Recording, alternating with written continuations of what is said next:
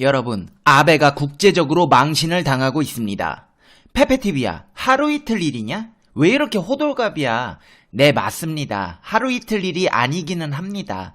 그래도 소식 전해드리겠습니다. 오늘 이 영상에서는 아베가 얼마나 모순된 사람인지 어처구니 없는 과거 행적들을 살펴보며 아베 총리의 심리에 대해 분석해보는 시간, 팩트 맛집 팩트 폭격기 페페TV에서 팩트로 제대로 알려드리겠습니다. 당신이 구독해야 할 단 하나의 채널, 페페TV 팩트 체크. 아베 신조 일본 총리가 UN 기후변화 정상회의에서 연설하겠다고 의사를 밝혔으나 거절당했다는 소식이 전해졌습니다.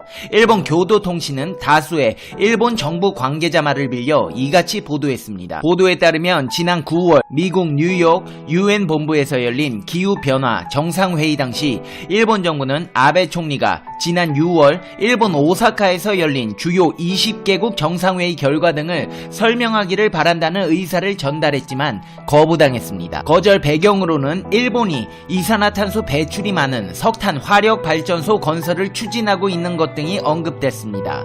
스가 요시히데 일본 관방장관은 아베 총리가 UN 연설을 거부당했다는 보도에 대해 사실이 아니다 라고 일축했습니다. 그러면서 스가 요시히데 관방장관은 UN 측에서 발언 요청이 있었지만 총리 일정상 참가하지 못했다고 말도 안 되는 변명을 늘어놨습니다.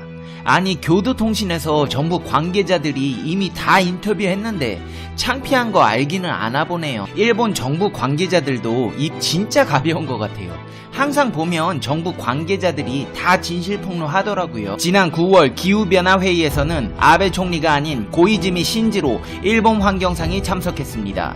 고이즈미 환경상은 당시 기후변화와 같은 거대 담론의 문제를 제기하려면 재미있고 섹시하게 대응해야 한다고 발언해 중요한 문제를 장난스럽게 다룬다는 비판을 받아왔습니다. 여러분, 방사능이 이렇게 몸에 안 좋은 겁니다. 뭔 기후 문제를 섹시하게 대응해야 한대. 뭔 소리야, 고이즈미씨. 정신 나갔나? 그리고 아베씨, 석탄 화력 발전소 만들면서 유엔 가서 대접은 받고 싶으세요? 아니, 지금 때가 어느 때인데 석탄 발전소를 짓겠대. 그나마 자동차 배출가스도 줄이려고 유럽에서는 아예 내연기관차 운행은 물론이고 판매까지 금지한다는 법안이 나오고 있는 이 시점에 구석기 시대도 아니고 석탄 떼면서 사시려고요? 왜 부싯돌로 불 피우세요? 중국에서 오는 미세먼지도 못 살겠는데 일본에서도 오게 생겼네요. 진짜 가지가지 한다, 아베 이 양반. 아베는 진짜 보면 볼수록 이해할 수 없는 캐릭터입니다. 이 양반이 얼마나 생각이 없는 사람인지 증명하는 사건은 전에도 있었습니다. 2013년 4월에 아베 신조 일본 총리가 침략의 정의는 확실치 않다는 망언으로 공분을 산 적이 있습니다. 당시에 강조하던 독도 영유권 주장과 일본 정치인들의 잇따른 야스쿠니 신사 참배로 경색된 얼음물을 끼얹는 사건이었는데요. 당시 정부와 정치권, 네티즌을 막론하고 아베 총리에 대한 비판을 쏟아냈습니다. 어쩌면 이때부터 일본과의 외교적 냉각기는 불가피한 것이었을지도 모릅니다. 아베 총리는 참의원 예산위원회에서 이른바 무라야마 다마와 관련 침략에 대한 정의는 학계에서도 국제적으로도 확실하지 않다며 국가 간의 관계에서 어느 쪽에서 보느냐에 따라 다르다고 밝혔습니다. 무라야마 다마는 지난 1995년 8월 15일 무라야마 도미이치 당시 일본 총리가 발표한 담화를 의미합니다.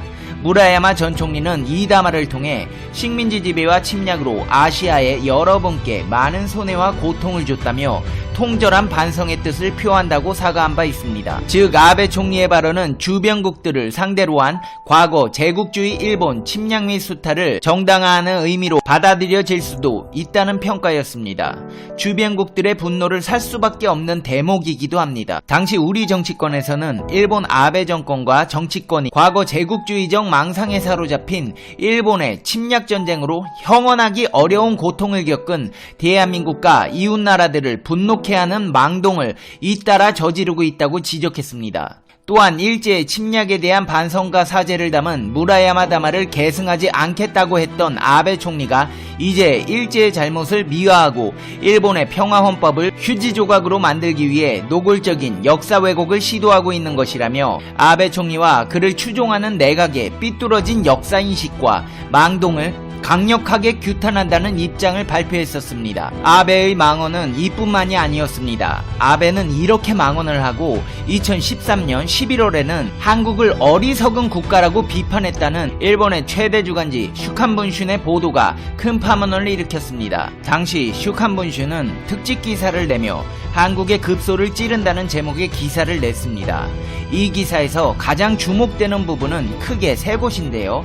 첫째, 아베 총리가 중국은 어처구니 없는 국가지만 아직 이성적인 외교 게임이 가능하다.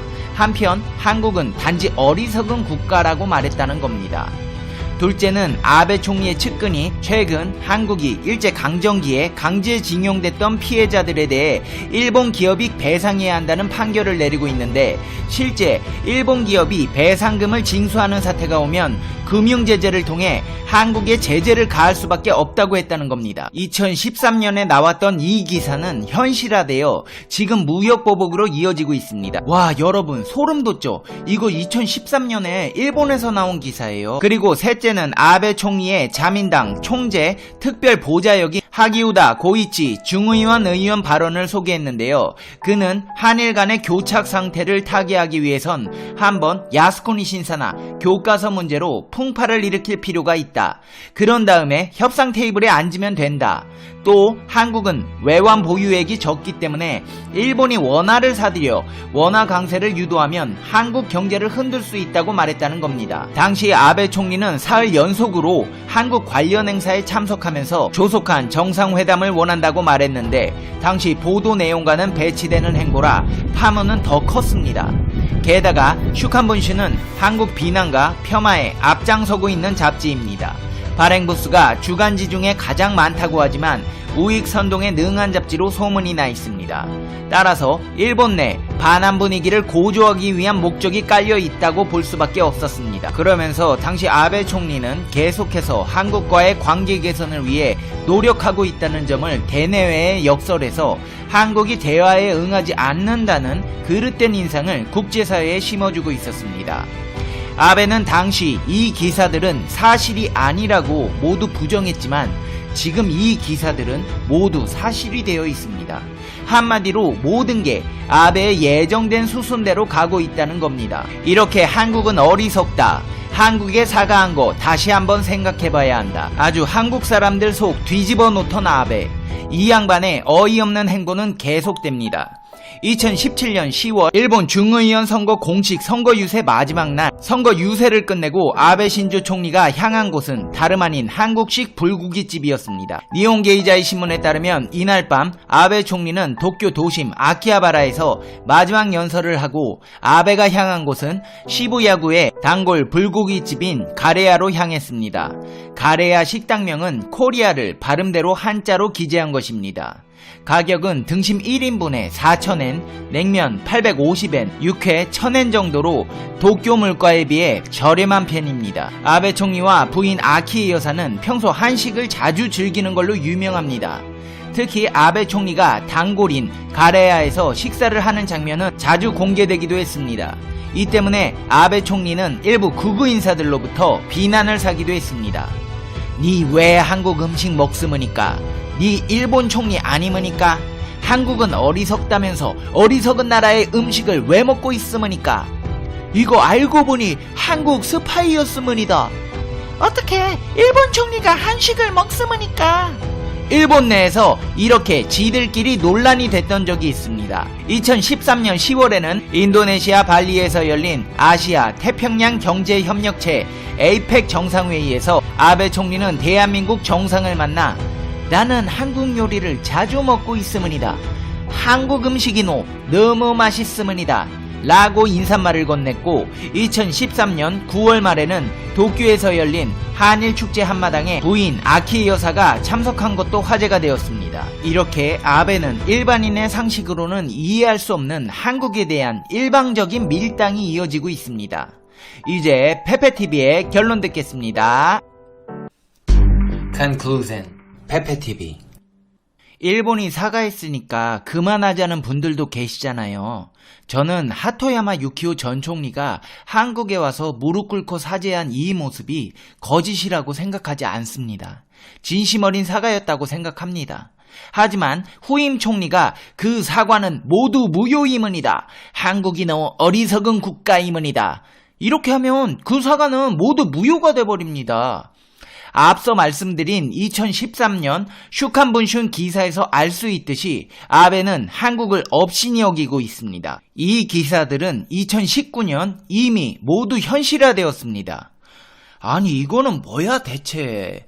초등학교 때 어린애들이 좋아하는 이성 친구 있으면 괜히 못 살게 굴고 그런 경우 있잖아요. 그런 건가?